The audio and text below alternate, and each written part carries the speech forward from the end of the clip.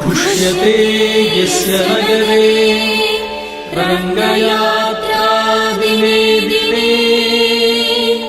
तमहं शिरसा वन्दे राजानं कुलशेखरम्। श्रीवल्लभेति वरदेति दयापरेति भक्तप्रियेति भवलुण्ठन गोविदेति नाथेति नागशयनेति जगन्निवासेति आलापनं प्रतिपदं कुरु मे मुकुन्द। जयतु जयतु देवो देवकीनन्दनोऽयम् जयतु जयतु कृष्णो वृष्णिवंशप्रदीपः जयतु जयतु मेघश्यामलः कोमलाङ्गः जयतु जयतु पृथ्वीभारनाशो मुकुन्दः। मुकुन्दमूर्ध्ना प्रणिपत्य याचे भवन्तमेकान्तमियं प्रमर्थम् अविस्मृतिस्त्वच्चरणारविन्दे भवे भवे मेस्तु भवत्प्रसादात्। नाहं वन्दे तव चरणयोः द्वन्द्वमद्वन्द्वहेतोः कुम्भे पाकं गुरुमपि हरे नारकं नापनेतुम्। रम्या रामा मृदुतनुलता नन्दनेनाभिरन्तुम् भावे भावे हृदय भवने भावयेयं भवन्तम्। नास्था धर्मे नवसुनिचये नैव कामोपभोगे यद्यद्भव्यं भवतु भगवन् पूर्वकर्मानुरूपम्। एतत्प्रार्थ्यं मम बहुमतम् जन्म जन्मान्तरेऽपि त्वत्पादाम्भोरुहैर्गता निश्चला भक्तिरस्तु। दिवि वा भुवि वा ममास्तु वासः नरके वा नरकान्तकप्रकामम्। अवधीरित शारदारविन्दौ चरणौ ते मरणेऽपि चिन्तयामि। कृष्ण त्वदीय पदपङ्कज पञ्जरान्तः अद्यैव मे विशतु मानसराजहंसः। प्राणप्रयाणसमये कफवातपित्तैः कण्ठावरोधनविधौ स्मरणं कुतस्ते। चिन्तयामि हरिमेव सन्ततम् मन्दमन्दहसिताननाम्बुजम् नन्दगोपतनयं परात्परम् नारदादिमुनिवृन्दवन्दितम्। करचरणसरोजे कान्तिमन्नेत्रमीने श्रममुषिभुजवीचिव्याकुले गाढमार्गे हरिसरसि विगाह्यापीयते जोजलौघम् भवमरुपरिखिन्नः खेदमद्य त्यजामि। सरसि जनयने सशङ्खचक्रे मुरदिरिमाविरमस्वचित्तरन्तुम् सुखतरमपरं न जातु जाने हरिचरणस्मरणामृतेन तुल्यम्।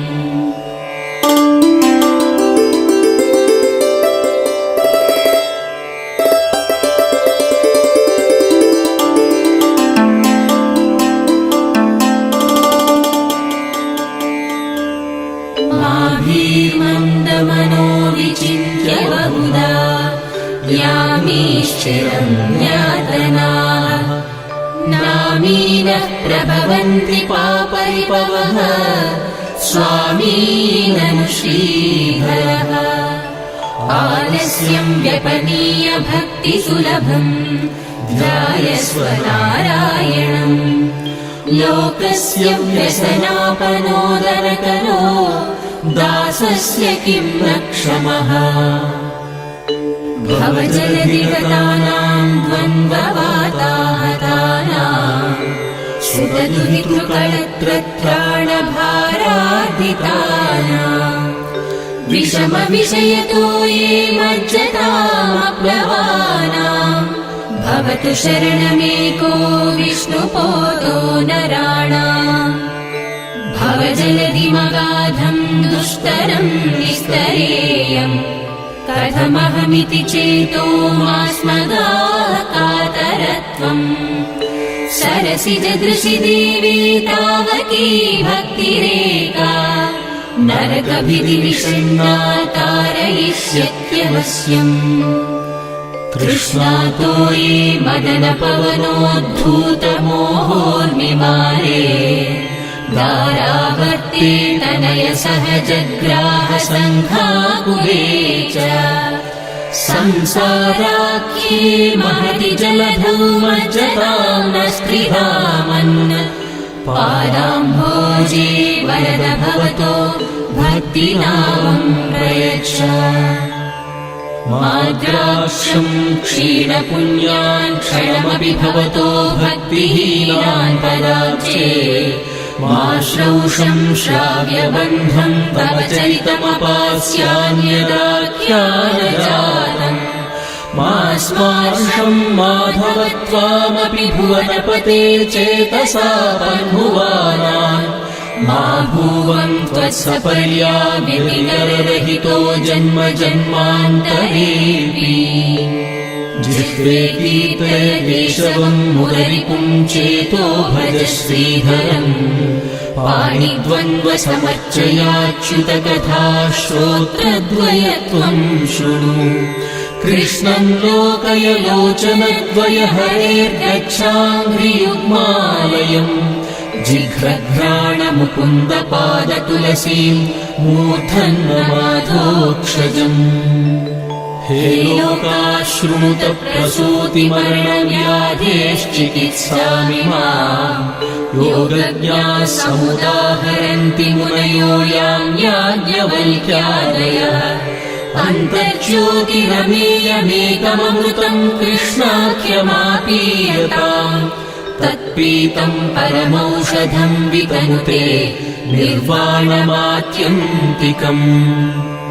हे मर्त्याः परमम् हितम् शृणुतवो वक्ष्यामि संक्षेपतः संसारार्णवमापदूर्मिबहुलम् सम्यक् प्रविश्य स्थिताः नानाज्ञानमपास्य चेतसि नमो नारायणायेत्यम् मन्त्रम् सप्रणवम् प्रणामसहितम् प्रावर्तयध्वम् मुहुः पृथ्वीरेणुरनुः पयांसि कणिकाः फल्गुस्फुलिङ्गोलकुः तेजो निःश्वसनम् मरुत्तनुतरम् रन्ध्रम् सुसूक्ष्मम् नभः क्षुद्रा रुद्रपितामह प्रभृतयः कीटाः समस्ताः सुराः दृष्टे यत्र सतावको विजयते भूमावधूतावधिः बद्धेनाञ्जलिना नतेन शिरसा गात्रैः सरोमोद्गमैः कण्ठेन स्वरगद्गदेन नयनेनोद्गीर्णबाष्पाम्बुना नित्यम् त्वच्चरणारविन्दयुगलध्यानामृतास्वादिना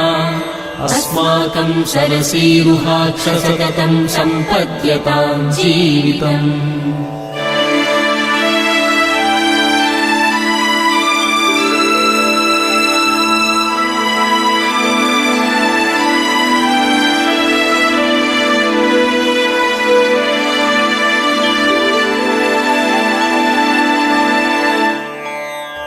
हे गोपालक हे कृपाजलनिधे हे सिन्धुकन्यापते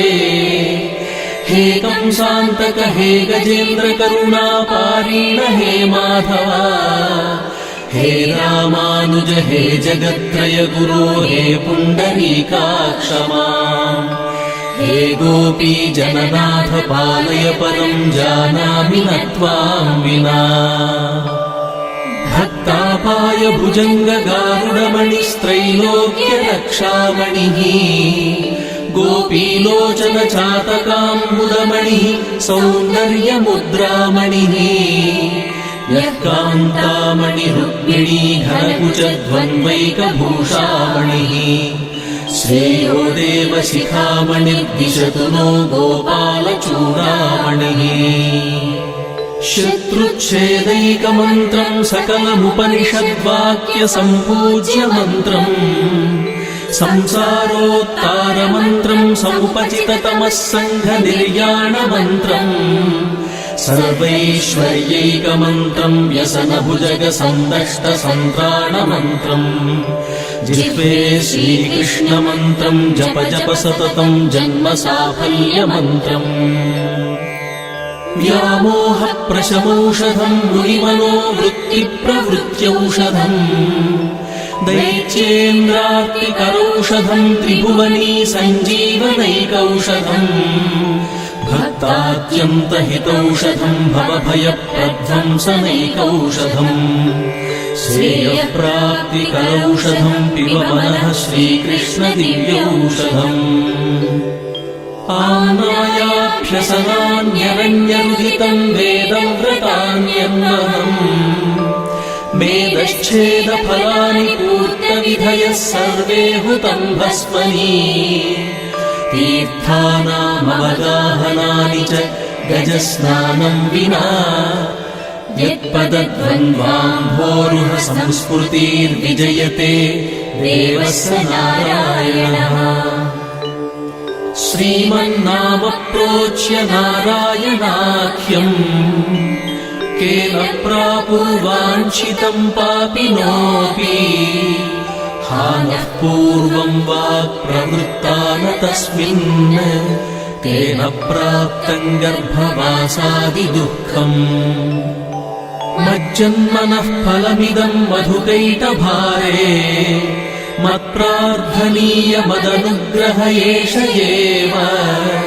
त्वद्भृत्य भृत्य परिचारक भृत्य भृत्य भृत्यस्य भृत्य इति माम् स्मर लोकनाथ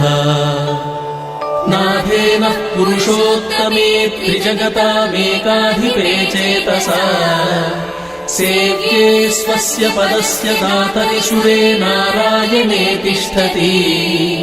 यम् कञ्चित् पुरुषाधमम् कतिपयग्रामेशमल्पार्थदम्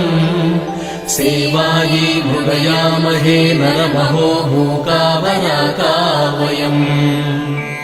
मदनपरिहरस्थितिम् मदीये मनसि मुकुन्दपदारविन्दधाम्नि हरनयन कृशानुना कृशोऽसि स्मरसि न चक्रपराक्रमम् मुरारेः तत्त्वम् ब्रुवाणानि परम् परस्मात् मधुक्षरन्तीव सताम् फलानि प्रावर्तय प्राञ्जलिरस्मि जिह्वे नामानि नारायण गोचराणि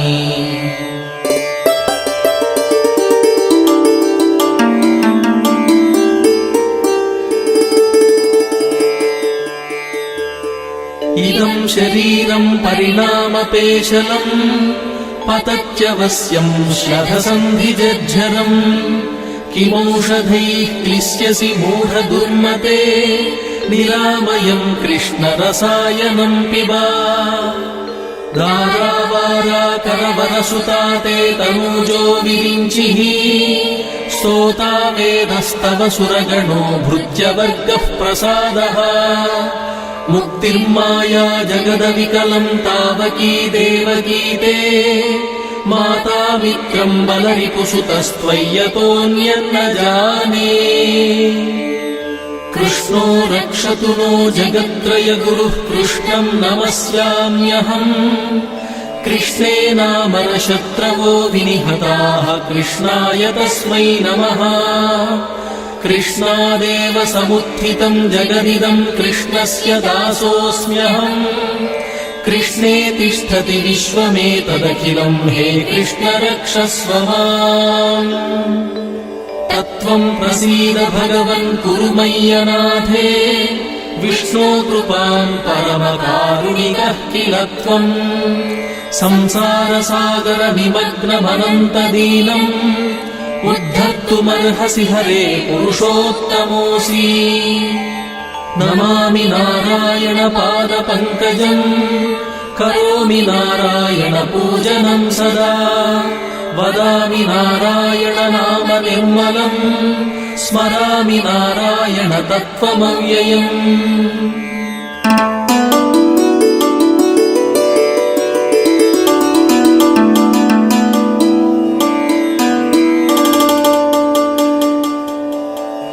श्रीनाथ नारायण वासुदेव श्रीकृष्ण भक्त प्रिय चक्रपाणे श्रीपद्मनाभाच्युत कैटभारे श्रीराम पद्माक्ष हरे मुरारे अनंत वैकुंठ मुकुंद कृष्ण गोविंद दामोदर माधवेति वक्तुं समर्थोऽपि न वक्ति कश्चित् अहो जनानां व्यसनाभिमुख्यम् ध्यायन्ति ये विष्णुमनन्तमव्ययम् हृत्पद्ममध्ये सततं व्यवस्थितम् समाहितानां सतताभयप्रदम् ते यान्ति सिद्धिं परमां च वैष्णवीम्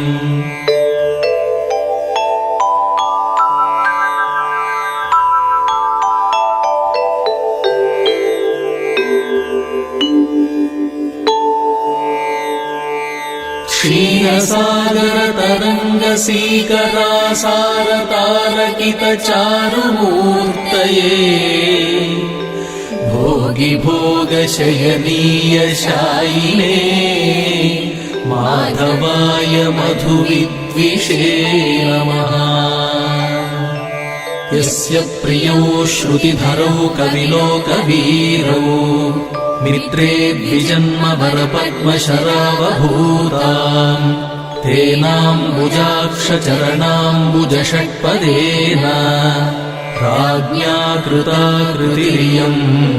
कुलशेखरेण कुम्भे पुनर्वसौ जातम् केरळे चोळपट्टणे कौस्तुभांशं धराधीशम् कुलशेखरमाश्रये इति श्रीमुकुन्दमाला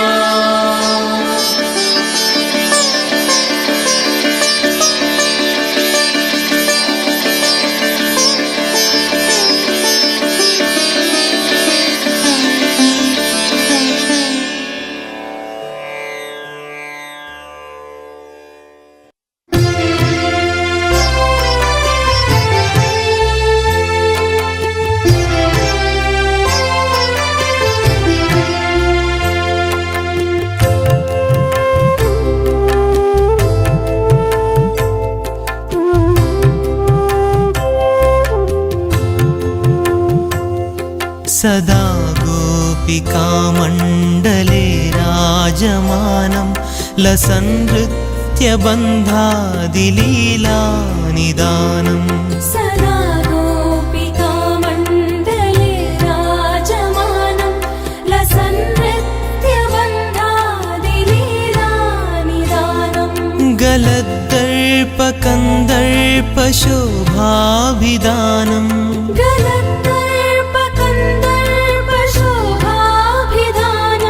भजे नन्दसूनुं सदानन्दरूपम् भजे नन्दसूनुं सदानन्दरूपम् भजे नन्दसूनुं सदानन्दरूपम् भजे नन्दसूनुं सदानन्दरूपम् भजे नन्दसूनुं सदानन्दरूपम्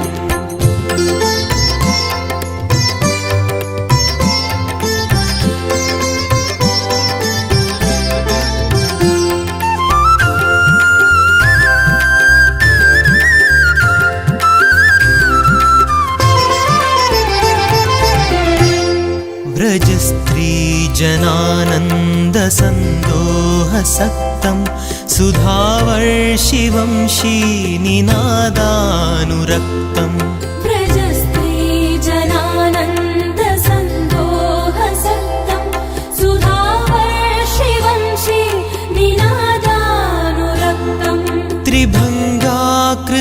स्वीकृत स्वीयभक्तम् त्रिभङ्गाकृति स्वीकृत स्वीयभक्तम् भजे नन्दसूनुं सदानन्दरूपम्